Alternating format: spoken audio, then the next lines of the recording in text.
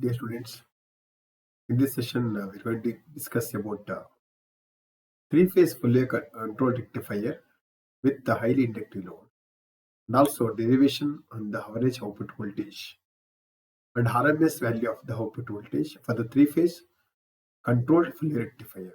Let's start with the working of a three-phase controlled Fourier rectifier with the highly inductive load.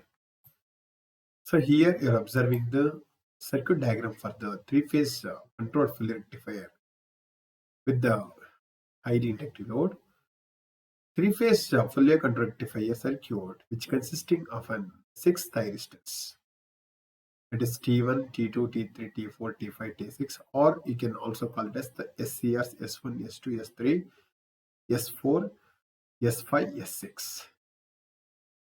And also you are observing the three line voltages VAN, VBN and VCN, or the line voltages respect to the neutral.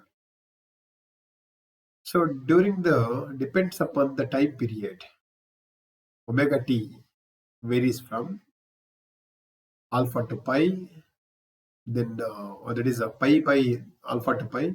So here the circuit consisting of the 6 thyristors.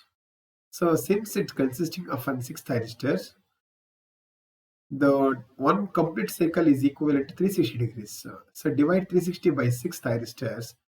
You can understand that each thyristor will trigger at a firing angle of 60 degrees.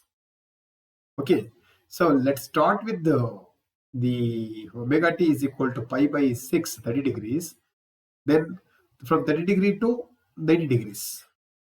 So two thyristors are conducting. Suppose if you take S5 and S6. See S5, if S5 and S6 are conducting means, so look here, this thyristor and this thyristor are conducting means, so what is the line to line voltage appears across the load? So when S5 and S6 are conducting, VCN and VBN is the line to line voltage, as the line voltages. Difference of these two voltages, that is VC and VBN, is the VBC. So VBC is the line to line voltage appears across the load. Similarly, after the next period, what happens? So this S6 will be remains there, and S5 is turned off naturally. Then S1 and S6 are conducting in the next the period of time. When S1 and S6 are conducting, so S6 and S1 are conducting, then which is the line to line voltage appears across the load, or what is the line to line voltage appears across the load? So VAN and VBN. So VAB is the line to line voltage appears across the load when S1 and S6 are the conducting. So after that, S1, S2, S2, S3, S3, S4, then S4, S5, then S5, S6, the cycle repeats. Okay, you can understand much more better when you are seeing the waveforms. So look here, this is also equivalent circuit diagram. Next, you are observing the waveforms. So here you can understand very much better that T5 and T6 are conducting. And omega t is pi by 6 to pi by 2. T5 and T6 are conducting.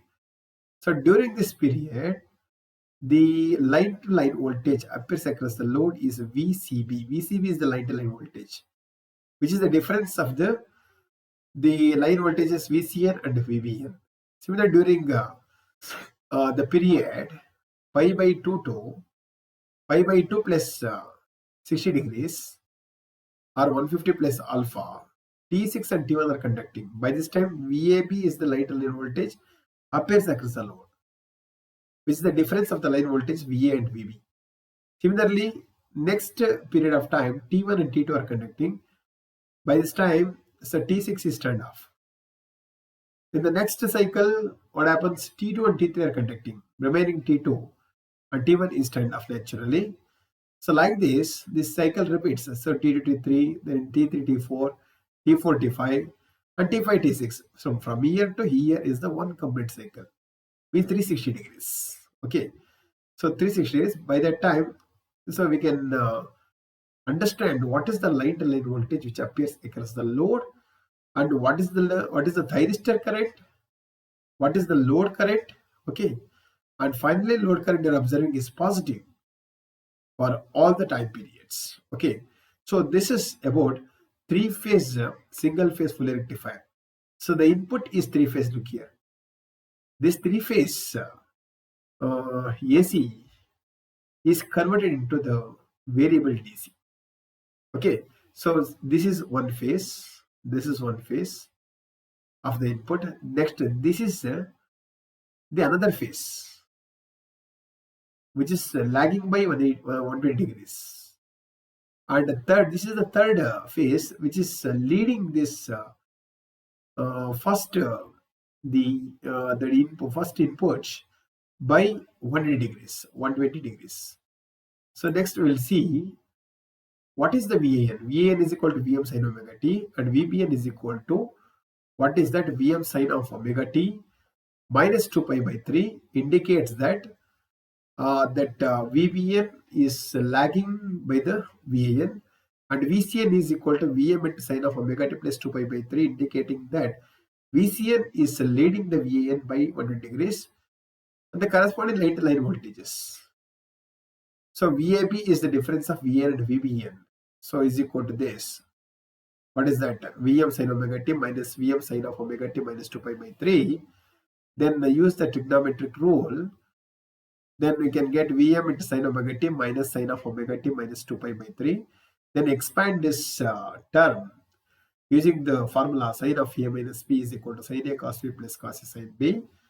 Or you can write down it as root 3 Vm into, or after simplification you will get root 3 Vm into sin of omega t plus pi by 6. So VBC is equal to VBN minus VCN, and this can be determined as root 3 Vm into sin of omega t minus pi by 3. Similarly, VCA is equal to VCN minus VN, which becomes equal to root 3 Vm into sin of omega t plus pi by 3. Okay, then average output voltage can be obtained as VDC is equal to this 3 into root 3 Vm by pi into cos alpha after all substitution. So VDC is equal to 3 by pi integration of 5 by 6 plus alpha to pi by 2 plus alpha into VAB d omega t. So this shows that each thyristor which is triggering at an angle of 60 degrees. Okay, and we will get VDC is equal to 3 root 3 Vm by pi into cos alpha. Then the VDC maximum is obtained by substituting alpha is equal to 0, cos 0 is equal to 1. Therefore, VDC max is equal to 3 root 3 Vm by pi. Then divide one by another, we will get the normalized what is that voltage. Normalized voltage is equal to VDC by VDC max. We will get cos alpha. Cos alpha is the normalized output voltage. Next is the RMS value of the output voltage. Using this formula, we can find out VRMS is equal to root 3 Vm into half plus 3 root 3 by 4 pi into cos 2 alpha to the power of 1 by 2. And finally, so VRMS max by substituting alpha is equal to 0. So the cos 0 is equal to, so this is 0 here. So we cos 2 into 0, cos, if you substitute alpha is equal to 0 here. So what you will get? You will get VRMS equal to root 3 by 2 into Vm. Okay. So that's all about three-phase control fully rectifier and the average output voltage as well as RMS value of the output voltage. Thank you for watching.